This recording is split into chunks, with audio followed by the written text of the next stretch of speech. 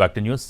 వంగా గీత జనసేనలో చేరాలని సూచించారు పవన్ కళ్యాణ్. ఈ కామెంట్స్కు కౌంటర్ ఇచ్చారు పిఠాపురం వైసీపీ అభ్యర్థి వంగా గీత. తాను కూడా పవన్ను వైసీపీలోకి ఆహ్వానిస్తే ఎలా ఉంటుందని ప్రశ్నించారు. పవన్ చెప్పినట్టు పిఠాపురంలో మెజార్టీ కోసమే ఎన్నికలు జరుగుతున్నాయని, అది వంగా గీత మెజార్టీ కోసమే అని అన్నారామె. పవన్ కళ్యాణ్వి దింపుడు కళ్యాణ్ ఆశలని విమర్శించారు వంగా గీత.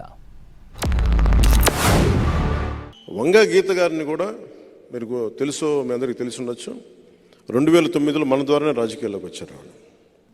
సో దురదృష్టవశాత్తు ఆవిడ ఉన్నారు. భవిష్యత్తులో ఆవిడ వైసీపీని వీడి జనసేనలోకి రావాలని మనస్ఫూర్తిగా కోరుకుంటాను.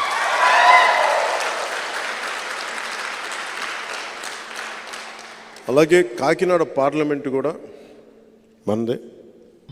ఇద్దరు రెండు పార్టీల తరఫున అభ్యర్థులు.